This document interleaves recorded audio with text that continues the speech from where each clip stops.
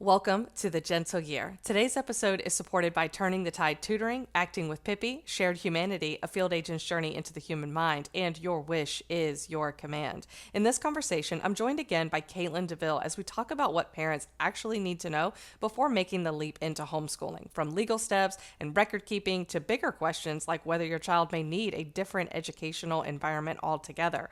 If homeschooling has been on your mind, but you feel overwhelmed by where to begin, this episode is a calm and practical place to start. And again, thank you for listening to The Gentle Year.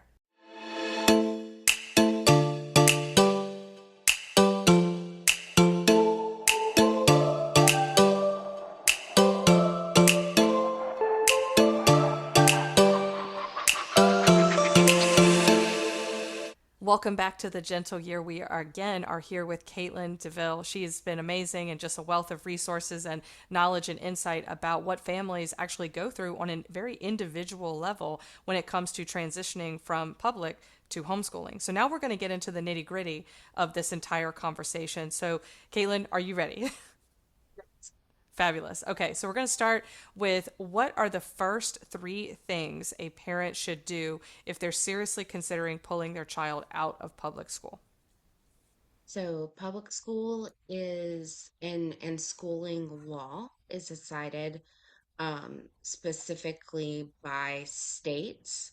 When we get to homeschooling law, I am not a lawyer, I'm not a legal counselor, but I will tell you, you do have to look up your legal requirements in your area.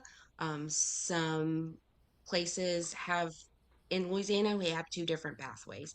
In Florida, they have two different pathways. Most states have like an accredited pathway and then an unaccredited pathway.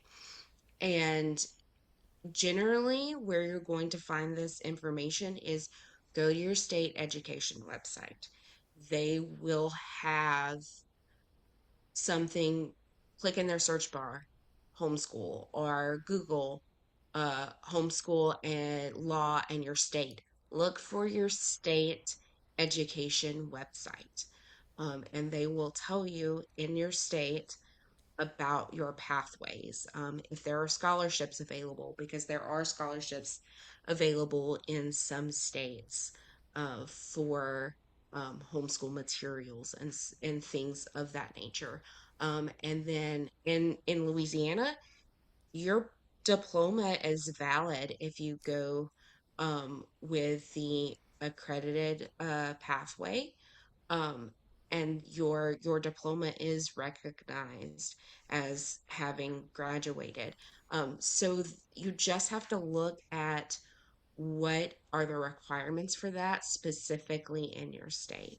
So once you do the necessary paperwork for that, or um, whatever you find out in that state website, um, then look at logistics, which is mostly going to be your routine, or what does it look like for our family? Like, is somebody still going to be working? Who's going to be the primary education parent? Um, who's going to be the main teacher? It's often mom, but it isn't always. There are dads out there that homeschool as well. There are parents who work from home that homeschool. So look at who's going to be the primary parent. What does that routine look like each day? And lastly, once you have pulled them out and you've gone through those legal requirements and you've figured out your routine, um, then at that point start to look for your curriculum. A lot of people think curriculum first. It's not. Start with the legal stuff, move to the logistics, and then find your toolbox. Thank you for explaining that. And I think in Virginia, again, I'm not legal counsel either, but the the steps to homeschooling, at least where I am in Virginia, based on what people have told me, are not that complex. It's Mm-mm. pretty simple here if that is something that you want to do. So check out your state's website, of course, as Katelyn said, find out what those requirements are, and then get any kind of assistance or support as needed from there to help you navigate that process, because there's plenty of people in your state, regardless of where you're from, that have gone through that process, and they can give you guidance and give you some counsel and advice on what they have seen and it personally experienced, and that can really help to make it, it can make or break you as a parent, just to have that community. As Katelyn has said, you need that support, and I do think it is important as well. So we'll go on to the next question, and that is, can parents pull their child out mid-year, and if so, how does that process typically work? I did have a family one time ask me, and they were at the end of their high school. It wasn't like totally at the end of their high school, but they weren't freshmen.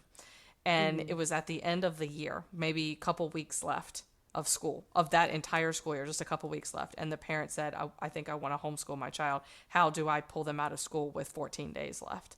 And so I did the research, we talked about it, and they ended up not doing that, but they are slowly transitioning into the homeschool environment for the following year so that they can kind of have a fresh start. So, can you walk us through what that looks like if there is a mid-year situation that calls for homeschooling? Yeah, and that's actually quite common. Parents decide, um, at the half year that they're ready to pull their kids home. Or it's also very common, like after state testing is over, they just decide, or maybe even right before state testing, we're ready to go ahead and get started. Again, this definitely depends on state because some states require that you have so many educational minutes. And then, like Louisiana, you really just fill out the paperwork if you're going to do if you're going to do like the state approved path, you really just fill out the paperwork and their, um, you just withdraw them from their school.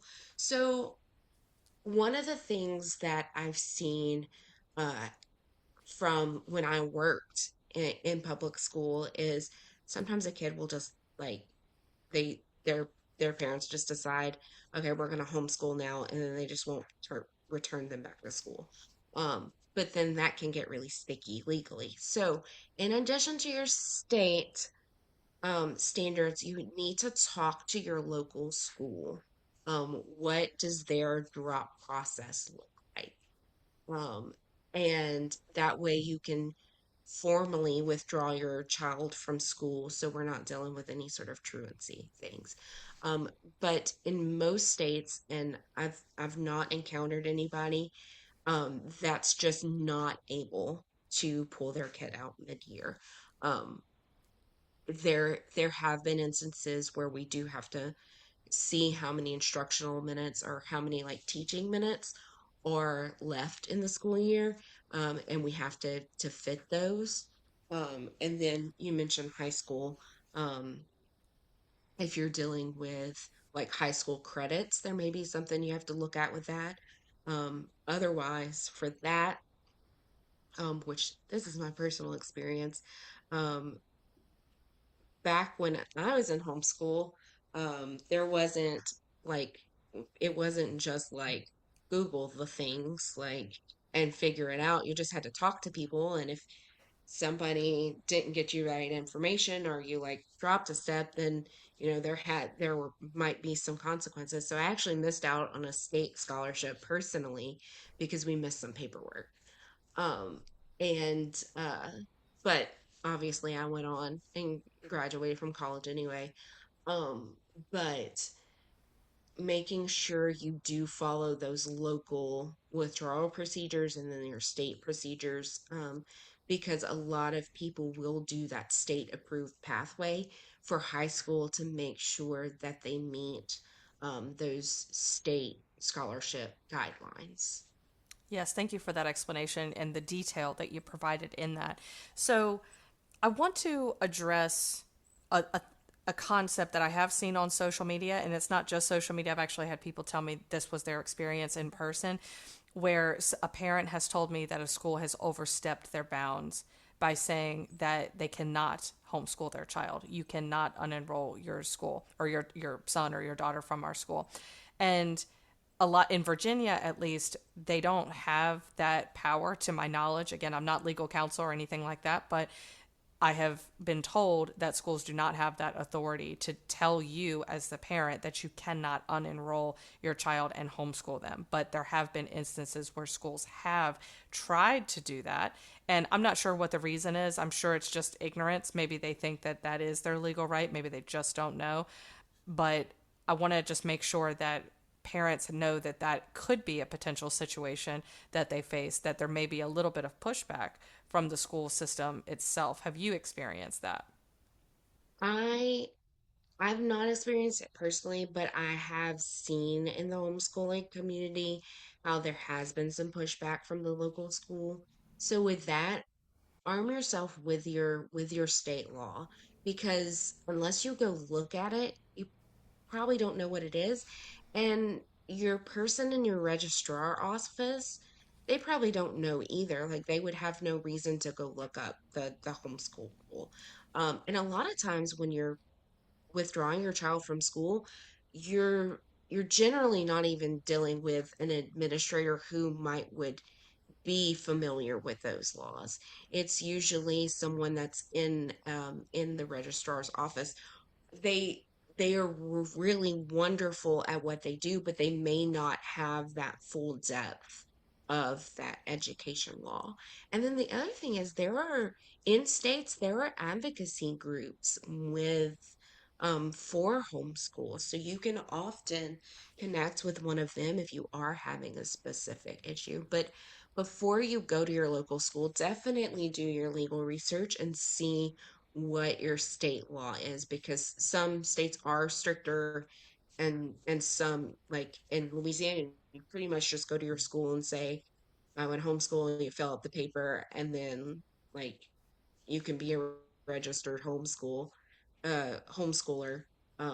and get a high school diploma basically by just filling out a form and trying to kind of just declaring some of your plans. Yeah, exactly. And I have seen some parents talk on social media about assessments where they will need a certified teacher in that state to Mhm. assess whether their child has learned. A lot of people have put out those feelers online saying, "I'm looking for a teacher who can be my assessor or my child's assessor." Can you talk to us about what that is and what the process is, and is that required across the board? This episode is supported by Turning the Tide Tutoring, where I help students become stronger readers, clearer writers, and more confident thinkers. If today's conversation has you wondering whether your child is behind, misunderstood, or simply in need of a different kind of academic support, visit turningthetidetutoring.com to learn more, and you can also read the blog Is My Child Behind? A Teacher's Perspective. Now, back to our conversation with Katelyn Deville. No, it's not required across the board, and in some states, it's only required for scholarship pathways. Um, and if you're in a scholarship pathway, they may require that. But even in places where there are those assessment requirements, a lot of times there is a portfolio option, which is basically we are going to collect what we've been doing and we get to show and tell this to an assessor and they're certified teachers. Um, I know in Florida, there's two moms that they were public teachers and then they homeschool their family and now they are assessors. And a lot of times the portfolio option just looks like we collect our work throughout the year and then we basically have a show and tell uh, a show and tell session where we just show off like all the wonderful things that we've been doing and it's very much like a conversation and what parents get out of that is get to see like what really wonderful things they've done and then get like a pinpoint of okay next year like maybe we want to adjust this maybe we want to look at this um it's people get really scared when it comes to assessment because it's just like they think they're going to be judged but really all it is let's see where we are and what is our next best step. So with that portfolio option, it's really powerful because you're not having to teach to a test. There's no standardized test, one size fits all. It's the portfolio. So like we are creating the work and then we're just talking about it. That's kind of how humans work anyway.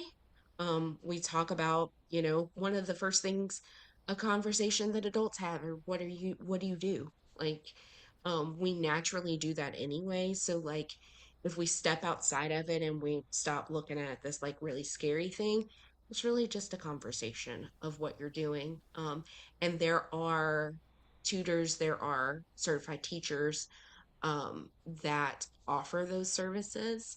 And it's just a matter of finding what your state requires and then what's available in your area. And when I work with families, we build that into their plan if they do need an assessor. Absolutely. And if you're in Virginia, I'm a certified teacher. I would be happy to help you with that if you're a family listening to the show. So, you have mentioned a number of things assessments, and then you've mentioned that there may be a number of hours required. You've mentioned that families can choose a portfolio option. That's a lot to keep up with. And I think it's a good thing to keep up with, but I want to make sure that parents get a good understanding of what record keeping should look like when it comes to homeschooling their child, because parents have, or teachers rather, have Power School and we have Canvas and all these different platforms. What do parents use for record keeping? A lot of times parents keep an just a notebook. Like record keeping can be done in pen and paper. If you're a little more tech savvy, it might just look like a document for each student. And we're going to look at what concepts have they mastered, and we might just write that down. A lot of homeschool parents like more of a um, anecdotal sort of note taking instead of like A, B, C, D. We're looking more at, okay, they mastered this concept. It's time to move to the next one, or we've got part of the ways, so let's fold this concept into our next concept. So it's almost like record keeping and planning all in one. So you might keep that in your Word document or in a notebook. Um, when I have tutored, like I would keep a notebook. Where I could like make notes in the session. Like, okay, we need to we need to pull some more resources in for our next lesson for this concept because they need a little additional help, or we need to move faster through here because they've already really mastered that.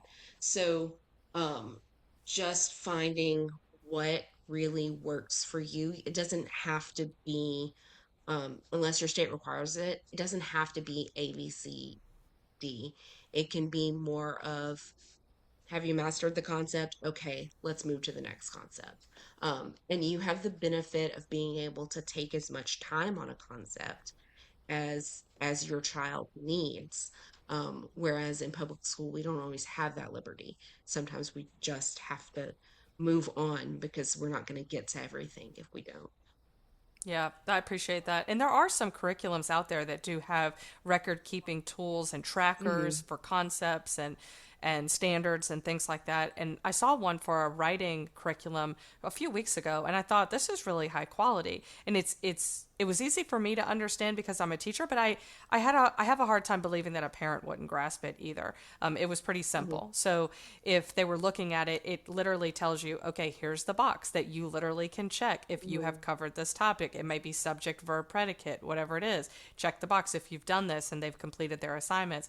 And so it really was just as simple as that. It didn't have to Hmm. be anything super elaborate or anything, but those tools are out there and sometimes they're embedded into the curriculums, which I think is great. Now, I Hmm. do have another question about transcripts. This has been a question that's come up quite a bit with regards to going to college, them kids needing their transcripts and things like that. If you're homeschooling, though, where do the transcripts come from, especially if there's not like traditional grades? So in it, that's also a state thing, and it also depends on what scholarships you're seeking. Sometimes, for the sake of those records, you may have to switch to a more grade based. If you're scholarship seeking, like in Louisiana, for the state, you don't have to have those those courses in a transcript, but for the Louisiana Top Scholarship, you do have to have those. So this is where we're looking more for, we probably are looking at grades, and so that maybe we're looking for a curriculum that does have that built in there, so that we can meet those requirements. High school, often people will change their approach a little bit, to where it may, if their student is entering college or is scholarship seeking, it might look like more like the traditional approach. And so you may kind of have a little bit of a transition period where you start to move from like an anecdotal base to a more grades base if you need that. But transcripts come from the parents, in in depending on your state. You sit down and you actually write your course equivalents down, with your grades, and that's how you generally name your school, your program, and that's where your diploma and your transcripts come from. Okay. Um, So if you have a curriculum, something like Penn Foster, and the kid is going through that process, will some of those curriculums have the grades built in? mhm, Okay.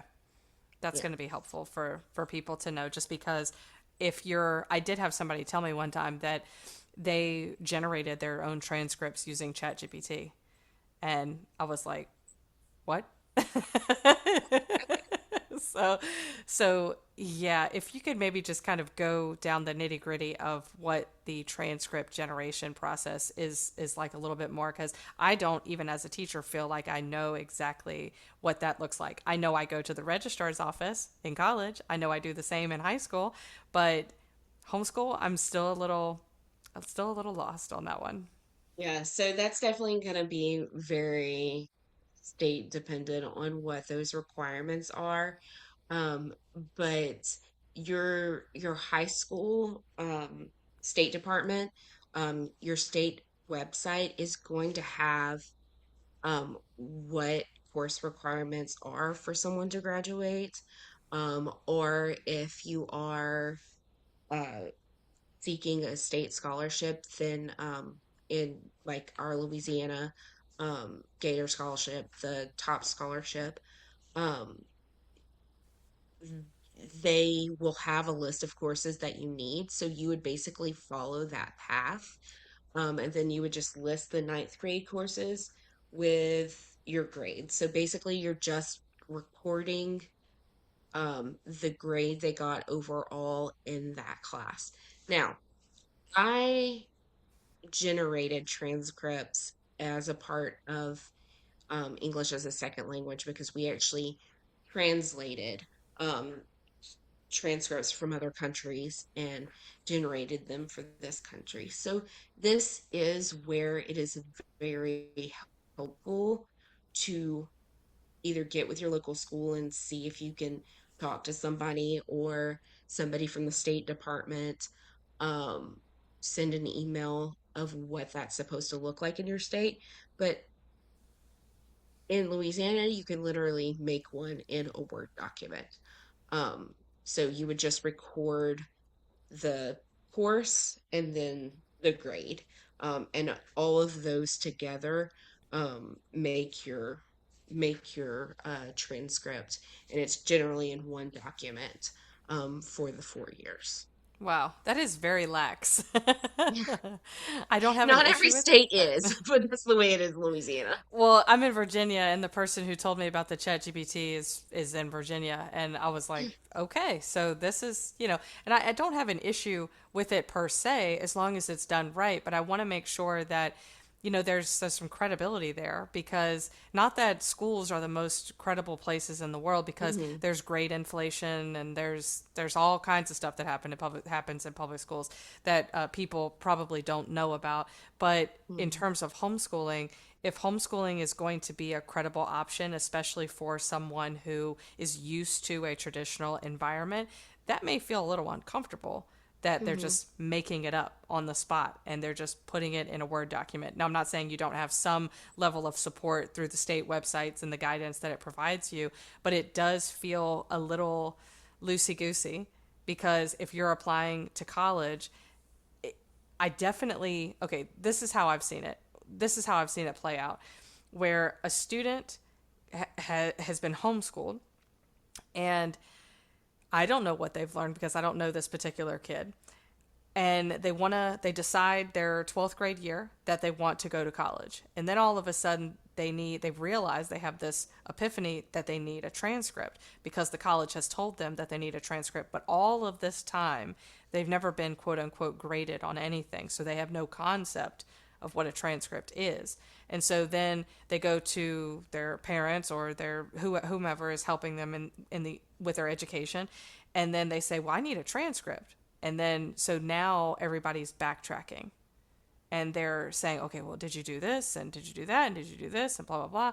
And then everybody's now backtracking on all these records, and I just can't I can't stand behind that as an educator myself, to say that this kid actually has learned all those things. I'm not saying that the kid's not incredibly smart, incredibly bright, and incredibly capable of going to college. I'm not saying that at all about the child, but the record keeping is so important, that if somebody were to, I know it's important for me as a teacher, if I'm not Hmm. documenting every single thing and somebody calls me to the carpet and they say, "Hey, what about this and this?" and I don't have the records to say it was this and this, then I'm the one that this information, this moment reflects really poorly on.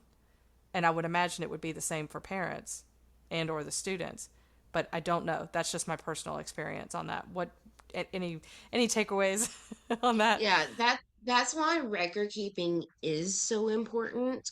Also knowing your state rules and your state law, as far, and knowing what your college, like if your student is going to college, we do need to look at that at the beginning of their homeschools, because I would never advise anybody just like makes it up. And um but that record keeping piece is so important, and updating those records yearly and making sure we have those records yearly. And if you are in a state that requires assessment, that really helps with your records as well. Um, and you can also voluntarily do the assessments as well if that's something you're interested in. So you do have those solid records that you can produce, and it does provide that legitimacy. Yeah, thank you for that. Thank you for clarifying that. It kind of gives me a little bit of stability, a little bit of footing Hmm. on this topic, because I feel like I'm on ice, thin ice on that Yeah. particular topic. I'm like, what? People are just generating these transcripts out of thin air. Do what now? Like, it's so far removed from how I am as a teacher. But Hmm. okay, so last question for this part, and I think this is a really key component of this conversation, is what signs tell a parent that a child genuinely may be ready for homeschooling, or what signs tell a parent that their child genuinely may need a different educational environment, such as homeschooling. A lot of times it just starts with an off feeling. You're just noticing, like, parents know when something's off with their kid. You can't always say what it is, but you're like, something's not right.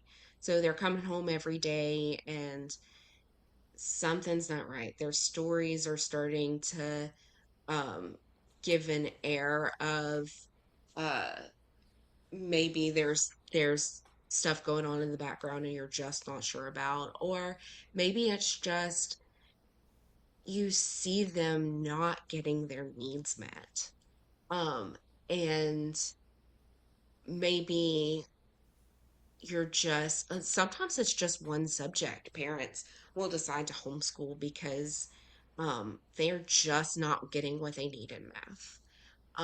Or uh, some people do homeschool temporarily. One of the people I've worked with, she decided she wanted to do homeschool for 1 year.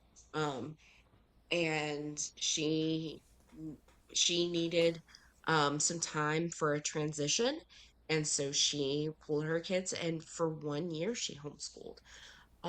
And so knowing your needs and just really like noticing what's going on with your kid. Is the school no longer meeting their needs? It might be time for a change. And then the other thing is that some do you want to? Do you want to homeschool them? Do you want to be the source of their education? And do you believe they would respond well to that? So a lot of it is intuition, which is what makes parents really good educators, because teaching is mostly intuition paired with skills. And so, like, if you're sensing something is off with your student, or grades are changing, or their personality is, maybe we're starting to see them lose confidence at school, and that's just like continuing to go downhill. And your sweet happy kid at the beginning of the year is coming home and feeling really dejected because maybe the learning approach just needs to be different for them. um, because people are natural learners. We are wired to learn, and when that stops being exciting, and when it starts, when you see a kid shut down, that might be time to look at other opportunities. Yeah, definitely. One last question. It came to my head as you were talking.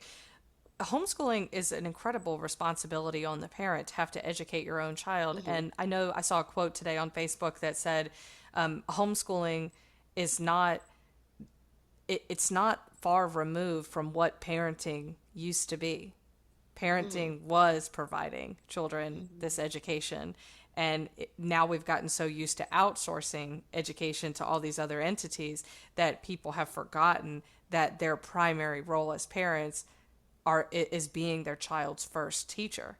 And I don't know how you feel about that, what your opinion is on that. We'll get to that in just a moment. But what do you say to the parent who feels unprepared to do this? Because, like, for me, I'm a natural born teacher. This is what I was Hmm. born to do. I know that. Before I incarnated on this earth, I made some kind of agreement with God that I would be a teacher, and that's what it was. So I'm here and I am teaching. And I know this is my calling. It's there, it just is what it is. But not everybody's like that. Not everybody can teach. And it's so funny when I look at other people teaching stuff, I'm like, oh, ooh, ooh, ooh, ooh, and I cringe, because, it's just instinctual. So for the parent who doesn't feel prepared, what do you say to them? And do you also agree with the statement that a parent is their child's first teacher? Yes, a parent definitely is a parent is their child's first teacher, and that's where we start with. I was recently talking to a mom with a daughter with autism, and she was worried. They're going to the school system next year, but she's very concerned that the child is not going to be able to understand the education system. And I looked at this mom and I said, you have been advocating for her since she was born. Like, this is just a continuation of that. You have been teaching your child since they were born, barring any sort of delays. Does your child walk and talk and dress themselves and um, talk to people? If they're doing all of those things, it's because you taught them how. So it's just a matter of getting those are the things you're supposed to teach them. And so it's just a matter of getting you what do they what do they need? Like, what should I be teaching them? But that's where we start with is, have you taught your child? Of course you have. So we're just going to continue that on. Because individualization in teaching and um, personalization and intuition and like knowing when something is clicking and when something is not clicking, parents naturally do this. We shift our schedules around. We make meals or don't make meals. Like my daughter thinks pickles are evil. Like, so like I am careful with like it's the vinegar smell. Like how much vinegar smell is in a meal. Like, we adjust that naturally. Certain socks are banned from the house. Like we do that naturally. So really it's just a matter of looking at parents and saying, you've been doing this. Maybe you haven't realized you've been doing this, but you've been teaching them since the first time you took them in your arms and started saying mama at them way before they were even ready to talk. Yeah, that's very true. And also there's support out there. If you're Absolutely. not comfortable with teaching physics or Spanish or whatever the case is, like, there is a certain amount of outsourcing that you can do, and that is perfectly Right. okay. There's micro schools, there's tutoring. I work with one of the students that I work with is from a different country, and his mom is a teacher. His mom is a Hmm. teacher, and she gets me to teach her son the subjects that she doesn't feel comfortable with, and that's perfectly okay because it I think there's an episode on my podcast. I want you guys to go back and listen to this. Go back and search the podcast of the Gentle Year archives, and it's right there. You type it in and look for the episode with Angela Caldwell. There's an episode with Angela Caldwell. It has a title sort of like "It Takes a Village" kind of thing to raise a child, that type of vibe. And she talks specifically on how, particularly moms, but parents, it applies to everybody, how they can create their own communities that can support them and help them raise their child. Because in today's world, you can feel very isolated, and there's a million and one reasons that Angela talks about on that particular episode of why someone might feel isolated. It could be that they're home alone with their kids all day. It could be COVID. Uh, it could be a mental illness. It could be a variety of different things that make someone feel lonely. So you don't have to feel like you are doing this all on your own. Now, of course, I think that the next question, we'll have to talk about this either in the next episode of this with you, Katelyn, is the financial component, the financial resources, because I think that's probably, if there is a number one reason why parents don't homeschool, it's going to probably teeter totter between time and money. Those two things. So, Katelyn, what do you want to end this show with today? Is there any like one thing that you're just bursting at the seams to tell our listeners right now? Yeah, this is something that I love to tell families, and it's just a little assignment. For the next 24 hours, watch what your kid lights up about. That is you noticing how they learn, what they are interested in learning about, and how they absorb that information. Watch when they start lighting up. And that's just that's one way that you're starting to think like a teacher. Um, and it's also a lot of fun for you because who doesn't want to see their kid light up about something? So start to notice the light bulbs. Yes, definitely. Appreciate that. That actually segues really well into a blog that I just posted on my website, turningthetidetutoring.com. It's the title is I think it's how do I tell if my child is behind a teacher's perspective, something like that. And if you go through the blog, it's not written by ChatGPT. I wrote this blog. Okay. So I just want everybody to know that. But you go down and it tells you specifically how to identify in a very easy way how to identify what type of learner your child is. And it's not the typical stuff like auditory, tactile, this, that, and the other. It's something else that I think you will find interesting. So go to turningthetidetutoring.com, click blog, and as of the recording of this episode of the podcast, it is the first one as of this recording. But in the future, there will be new blogs because I write a new blog every week. So just look for the one, Is My Child Behind a Teacher's Perspective, if you're listening to this podcast in the future, in future time. So thank you, Katelyn, for being here. And for part 3, we'll probably get into some of the financial components and the time and all of that, but mostly we're going to be talking about socialization and academics and all of that. That's going to be the main component, because a lot of parents feel, I know how parents are feeling. They're like, I want my child to socialize with other kids. I want them to have friends. Can we do a meetup? How do I get my child out there so that they're not at home all day long? So we're going to get into that, and appreciate your time, Katelyn. Thank you. Thank you for listening to this episode of The Gentle Year. If today's conversation with Katelyn helped you to feel a little less overwhelmed about homeschooling, I hope you'll take one simple step. Watch your child over the next 24 hours and notice what lights them up, as Katelyn said. That small observation can tell you so much about how they learn, what they need, and whether their current educational environment is truly supporting them. A few major takeaways from today's conversation. First, homeschooling does not begin with curriculum. It begins with understanding your state's legal requirements, knowing what paperwork needs to be completed, and making sure you have formally withdrawn your child in the correct way if you are leaving public or private school. Second, every family has to look honestly at logistics. Who will be the primary education parent? What will the daily routine look like? What kind of support will the family need? Homeschooling can be flexible, but it still needs structure. Third, record keeping matters.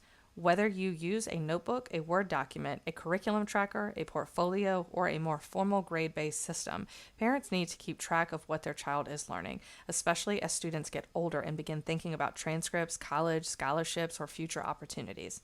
Fourth, assessments do not have to be scary. In some states, they may be required, and in others, they may be optional. But when done well, assessments and portfolios can simply become a conversation about what the child has learned, where they have grown, and what the next best step should be. Fifth, parents should pay close attention to the signs that a child may need a different educational environment. If your child is losing confidence, shutting down, or coming home dejected, perhaps struggling in one subject or no longer feeling excited to learn at all, it may be time to pause and ask whether the current environment is still serving them. And finally, parents are already their child's first teacher. You may not feel prepared to teach every subject, and that is okay. You can bring in tutors, co-ops, micro schools, online programs, community resources, and other forms of support. Homeschooling does not have to mean doing everything alone. And of course, this episode is supported by Turning the Tide Tutoring, where we help students become stronger readers, clearer writers, and more confident thinkers. If you're wondering whether your child is behind, misunderstood, or simply may need a different educational environment or academic support, you can visit turningthetidetutoring.com and read the blog, Is My Child Behind a Teacher's Perspective? And as always, thank you for spending part of your day with me, Knikki Hernandez, your host of The Gentle Year, and I'll see you in the next episode.